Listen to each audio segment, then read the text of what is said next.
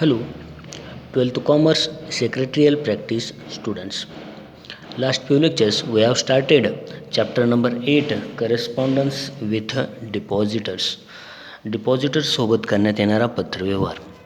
यामधील आपण thanking depositor पाहिलं, त्यानंतर पेमेंट ऑफ इंटरेस्ट पाहिलं, व्याज देण्यासंदर्भातील डिपॉझिटरला इंटरेस्ट वॉरंट थ्रू हा एक पाहिला, त्यानंतर इलेक्ट्रॉनिक मोडरित्याचं पेमेंट ऑफ इंटरेस्ट हे पाहिलं. यानंतर आता आपल्याला पाहायचं आहे third number renewal of deposits.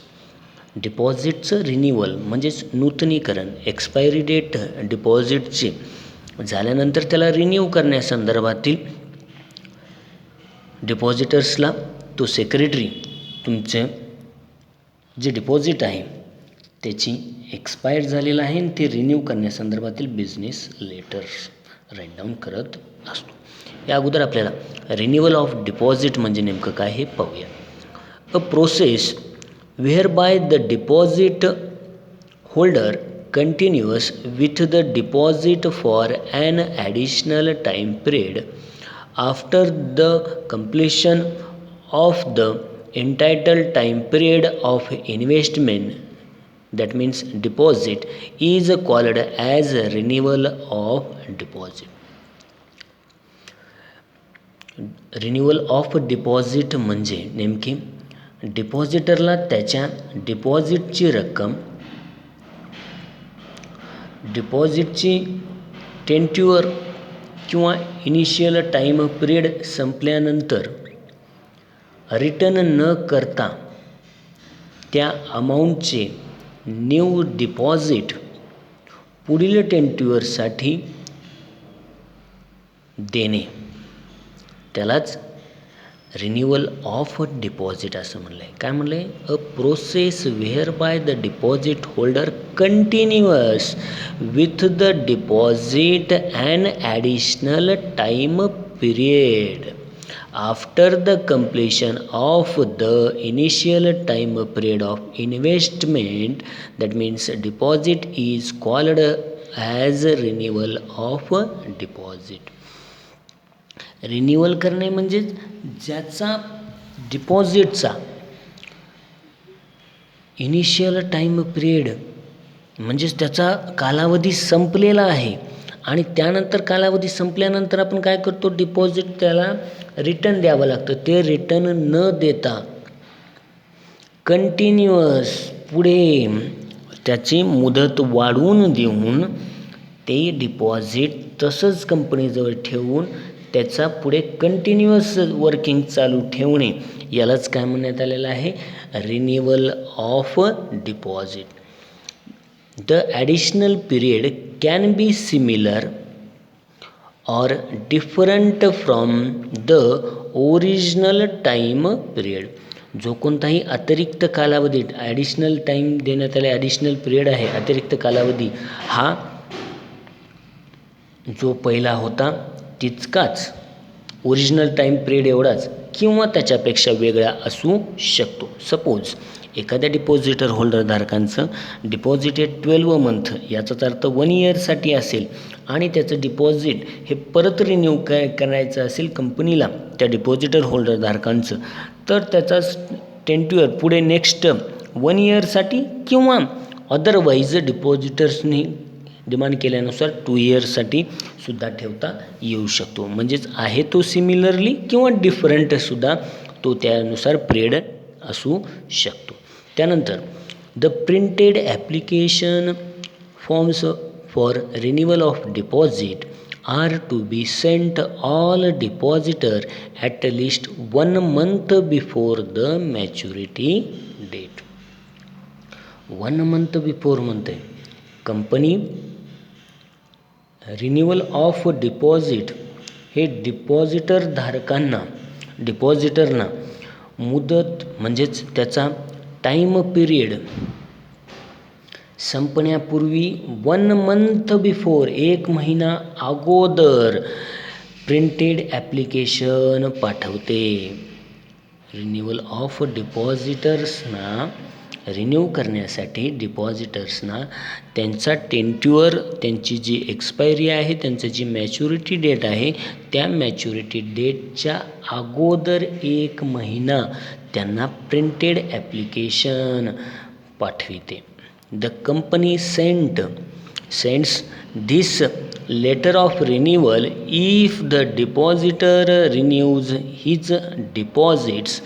The detail about renewal of deposit are informed and renewal deposit receipt is enclosed. डिपॉझिटरने रिन्युअल संदर्भातील ॲप्लिकेशन कंपनीकडे फिल करून दिल्यानंतर रिन्युअल करून डिपॉझिटरचे रिन्युअलसाठीचे पत्र डिपॉझिटर्सला पाठविले जाते आणि या रिन्युअल ऑफ डिपॉझिटसोबत डिपॉझिट धारकांची रिसिप्ट जी आहे, रिन्युअल डिपॉझिट रिसिप्ट, हे या बिझनेस लेटरसोबत पाठवण्यात येते. कंपनीकडनं जो ॲप्लिकेशन प्रिंटेड फॉर्म त्यांना 1 मंथ बिफोर डिपॉझिटर्सना मिळतो, तो डिपॉझिटर्स फॉर्म त्यांनी कंपनीकडे पाठवल्यानंतर रिन्यू करा असं डिपॉझिटर्सनी सांगितलं. त्याच्यानंतर मग कंपनी सेक्रेटरी हा रिन्युअल ऑफ डिपॉझिट हा बिझनेस लेटर डिपॉझिटर्सला राईट डाऊन करत असतो. म्हणजे या रिन्युअल ऑफ डिपॉझिटमध्ये कंपनीनं जो पाठवलेला ॲप्लिकेशन फॉर्म आहे तो फिलअप करून कंपनीकडे डिपॉझिटर पाठवतो आणि त्याच्यानंतर मग कंपनी रिन्यू करते आणि रिन्यू झाल्यानंतर यासोबत या बिझनेस लेटर्स आणि त्या लेटरसोबत फिक्स्ड डिपॉझिट रिसिप्ट म्हणजेच त्यांची रिन्युअल झालेली डिपॉझिटची पावती या बिझनेस लेटरसोबत सेक्रेटरी पाठवत असतो. या संदर्भातील हा बिझनेस लेटर आहे, रिन्युअल ऑफ डिपॉझिट. त्यानंतर आपण रिन्युअल ऑफ डिपॉझिट हा बिझनेस लेटर पाहूया.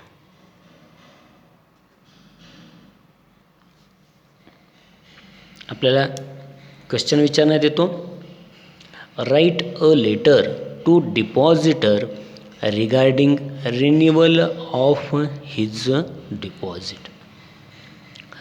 डिपॉझिटर्सना काय करायचं आहे, आपल्याला डिपॉझिट रिन्यू करण्यासंदर्भातील बिझनेस लेटर राईट डाऊन करायचं आहे. हा बिझनेस लेटर मार्च 2016 आणि मार्च 2014 साली विचारण्यात आलेला आहे. त्यानंतर आपण आता यावरतीचा फर्स्ट आहे हेडिंगमध्ये company name, address, CIN number, phone number, fax number, website address and email ID अशा प्रकारचा आपल्याला हेडिंगमध्ये विचारण्यात येतो. यामध्ये हेडिंगमध्ये कंपनी क्रिएशन आपण झूम मोटर्स लिमिटेड, त्यावरतीचा address plot number 20 commercial towers MG road Mumbai, त्यानंतर CIN नंबर, त्यानंतर फोन नंबर कुठलाही आपण मेन्शन करू शकतो, त्यानंतर फॅक्स नंबर, त्यानंतर वेबसाईट जी आपण कंपनी क्रिएट केली आहे त्याची वेबसाईट www.zoommotors.com, त्यानंतर ईमेल ID zoom1234@gmail.com. हे झालं आपला हेडिंग संदर्भातील. त्यानंतर सेकंड नंबर येतो रेफरन्स नंबर म्हणजेच संदर्भ क्रमांक. जो बिझनेस लेटर आउटगोईंग होणार आहे कंपनीमधून त्यासाठीचा जो रीड करणार आहे त्याला लक्षात यावं यासाठीचा रेफरन्स नंबर. डिपॉझिटर्ससाठीचा /1010. आपण तारीख 2020 आपण हा बिझनेस लेटर राईट डाऊन करतो आहे म्हणून फायनान्शियल इयर 2020-21 हा असणार आहे. जर सपोज इयर 2019 आपण लिहिला असेल तर 1920 हा प्रकारचा या ठिकाणी फायनान्शियल इयर येईल. त्यानंतर डेट काय आहे 20 मे 2020. त्यानंतर येतो आपल्याला इनसाईड ॲड्रेस. जो डिपॉझिटरला आपण बिझनेस लेटर राईट डाऊन करत आहोत त्या पर्सनचं नेम काय आहे, mister Sameer Joshi 201 comfort apartment LBS road Mumbai. हा झाला इनसाईड ॲड्रेस. या ठिकाणी आपण आपलं नाव किंवा कोणत्याही व्यक्तीचं इनसाईड ॲड्रेस त्या ठिकाणी आपण लिहू शकतो. त्यानंतर आता आपल्या बेसिकली सब्जेक्टला सुरुवात होईल. Centre of the business letter. Subject renewal of fixed deposit. आपण या क्वेश्चनमध्ये विचारलेला write a letter to depositor regarding renewal of his deposit. याचं आपल्याला घ्यायचं आहे renewal of fixed deposit. Renewal of fixed deposit subject. इथपर्यंतचा आपल्याला प्रत्येक लेटरसाठीचा हा भाग कन्फर्म असतो. फक्त सब्जेक्ट जो आपण क्वेश्चनमध्ये विचारला त्यानुसार आपण सब्जेक्ट चेंज करायचा असतो. त्यानंतर येतो आपल्याला पुढचा नेक्स्ट पॉईंट सॅल्युटेशन. आपण मिस्टर समीर जोशी लिहिले त्यामुळे आपण डिअर सर. तर याच ठिकाणी मिसेस लिहिलं असेल तर त्यावरतीचं डिअर मॅडम. या प्रकारे सॅल्युटेशन डिअर सर. आता मेन पॅरेग्राफला बिझनेस लेटरच्या सुरुवात. We have received your application for renewal of deposit. कंपनीला ते रिन्युअल करण्यासाठी त्याला एक प्रिंटेड फॉर्म दिलेला होता. ॲप्लिकेशन फॉर्म दिलेला होता. 1 month before the maturity date. Maturity डेटच्या 1 महिना अगोदर पाठवलेला तो प्रिंटेड फॉर्म होता. तो कंपनीनं त्यांनी सेंड केला होता. त्यामुळे सेक्रेटरी असं म्हणतो की तुम्ही पाठवलेला जो कोणताही रिन्युअलचा फॉर्म होता तो आम्हाला मिळाला. We have received your application for a renewal of deposit ₹50,000 for a further period of 2 years. आपल्या डिपॉझिटचा रिन्युअल ॲप्लिकेशन आणि रुपीज 50,000 रक्कम असलेली डिपॉझिट रिसिप्ट यासोबत आपल्याला आहे 2 वर्षासाठीचा of the 2 years. Along with the application, we have also received original fixed deposit receipt means FDR. यासोबत ॲप्लिकेशनसोबत काय भेटले त्यांना ओरिजिनल रिसिप्ट FDR. ओरिजिनल पावती ज्याला म्हणण्यात येईल. Fixed deposit receipt number 123 and the same has been placed before the board for consideration and approval. आपला deposit renewal बाबतचा ॲप्लिकेशन आणि ₹50,000 रक्कम असलेली FDR fixed deposit receipt number 123 हा 2 वर्ष फॉर पिरियड ऑफ 2 years 2 वर्ष मुदतीसाठी रिन्युअलसाठी या ॲप्लिकेशनसोबत मिळाला. आणि हे application board consideration and approval बोर्डासमोर संमतीसाठी आणि मंजुरीसाठी सादर करण्यात आला. काय म्हणलं आहे and the same has been. Same means deposit receipt आणि ॲप्लिकेशन बिफोर द बोर्ड बोर्डासमोर ठेवण्यात आला. कशासाठी कन्सिडरेशनसाठी संमती अप्रुव्हल संमतीसाठी आणि त्यावरतीचा अर्ज जो कोणत्याही माहितीसाठी बोर्डासमोर ठेवण्यात आला सादर करण्यात आला. हा झाला फर्स्ट पॅरेग्राफ. त्यानंतर सेकंड पॅरेग्राफमध्ये the board of director by passing a resolution at the board meeting held on. आपण बिझनेस लेटर 20 मेला 2020ला राईट डाऊन करतो. याचा अर्थ याच्या अगोदरच आपली बोर्ड मीटिंग झाली असेल म्हणूनच हा company secretary letter write down करतो. त्यामुळं board of directors by passing resolution at the board meeting held 15th May 2020 has decided to renew the deposit for further period of 2 years on the same terms and conditions. दिनांक म्हणजेच date 15 मे 2020 रोजी झालेल्या board of डायरेक्टर्सच्या meeting मध्ये आपलं प्रस्ताव pass करण्यात आला आणि यामधील हॅज डिसाईड करण्यात आलं की रिन्युअल ऑफ डिपॉझिट तुमचे एफ डी म्हणजेच तुमचं डिपॉझिट हे रिन्युअल करण्यात आलं आणि त्याचा कालावधी हा 2 वर्षासाठी म्हणजेच जसा पूर्वी होता 2 वर्ष कालावधीसाठी आणि सेम टर्म्स अँड कंडिशन त्याच नियम व अटीनुसार तो रिन्यू करण्यात मंजुरी देण्यात आली. त्यानंतर deposit receipt number 456 is enclosed along with this letter. या पत्रासोबत या लेटरसोबत डिपॉझिट रिसिप्ट म्हणजेच डिपॉझिटची पावती क्रमांक 4, 5, 6 सोबत जोडण्यात आलेला आहे. इन्क्लोज्ड म्हणलं म्हणजे सोबत जोडण्यात येणे, इन्क्लोजर. इथपर्यंतचा हा आपला मेन बिझनेस लेटरसाठीची पॅरेग्राफ. पहिल्या पॅरेग्राफमध्ये काय होतं तर आपण दिलेले म्हणजे कंपनीनं ज्यांना 1 मंथ बिफोर जो ॲप्लिकेशन फॉर्म रिन्युअलसाठीचा दिला होता तो कंपनीकडे त्या डिपॉझिटरनं पाठवला.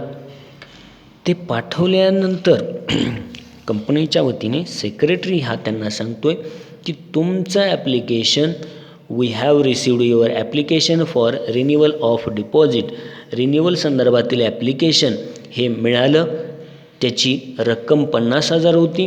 50,000 for the period of 2 years. 2 वर्षासाठीच्या मुदतीची 50,000 रुपये रकमाची तुमची रिन्युअलचं ॲप्लिकेशन मला भेटलं आणि या ॲप्लिकेशनसोबत along with the application we have also received original fixed deposit receipt number 1, 2, 3 ही पावती त्या ॲप्लिकेशनसोबत FDR रिसिप्ट भेटली आणि the same has been placed before the board for consideration and approval. आणि हे दोन्हीही म्हणजेच ॲप्लिकेशन आणि FDR फिक्स्ड डिपॉझिट रिसिप्ट हे बोर्ड ऑफ डायरेक्टरसमोर म्हणजे संचालक मंडळासमोर बोर्ड ऑफ समोर माहितीसाठी आणि मंजुरीसाठी सादर करण्यात आलं. अशा संदर्भातील फर्स्ट. त्यानंतर second paragraph.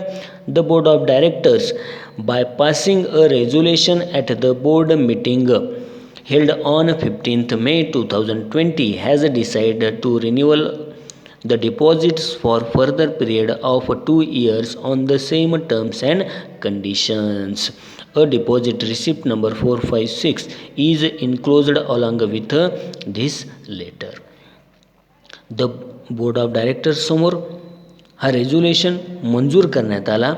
Passing the resolution हा प्रस्ताव मंजूर करण्यात आला आणि त्या बोर्डाची मीटिंग हे आपण डेट 20 मे केलं. याचा अर्थ त्याच्या अगोदर बिफोर त्याला भेटली मीटिंग झाली असेल. याचाच अर्थ 15th May 2020ला मीटिंग झाली आणि त्यामध्ये डिसाईड करण्यात आलं की तुमचं डिपॉझिट हे 2 वर्षासाठीच म्हणजे पूर्वी जसं होतं त्यानुसार फर्दर पिरियडनुसार सेम टर्म्स म्हणजेच त्याच टर्म्स आणि अटी कंडिशन्सनुसार ते देण्यात आलं, रिन्यू करण्यात आलं 2 वर्षासाठी. आणि या बिझनेस लेटरसोबत डिपॉझिट रिसिप्ट नंबर 456 या बिझनेस लेटरसोबत जोडण्यात आलं आहे. अशा पद्धतीचा बिझनेसचे 2 पॅरेग्राफ बिझनेस लेटर संदर्भातील रिन्युअल ऑफ डिपॉझिट. त्यानंतर थँकिंग यू. त्यानंतर कॉम्प्लिमेंटरी क्लोज युअर्स फेथफुली आपण कंपनी क्रिएशन केलेली झूम मोटर्स लिमिटेड. त्यानंतर SIGN साईन आणि जो पर्सन अथोराइज्ड पर्सन सिग्नेचर करणार आहे त्या पर्सनचं name and designation. Miss Priya Prabhu company secretary हे त्याचं डेजिग्नेशन. आणि या आपण बिझनेस लेटरसोबत काय जोडतो आहे ENCL enclosure fixed deposit receipt number 456. आपण काय करतो आहे यासोबत मुदत ठेव पावती देतो आहे म्हणजेच फिक्स्ड डिपॉझिट रिसिप्ट ज्यालाच FDR नंबर 456 हा आपण जोडला आहे. अशा पद्धतीनं प्रत्येकाने व्यवस्थित मेमराईज करून जास्त प्रमाणात त्याची प्रॅक्टिस करायची आहे बिझनेस लेटर्सची. Thank you students. Thank you everyone.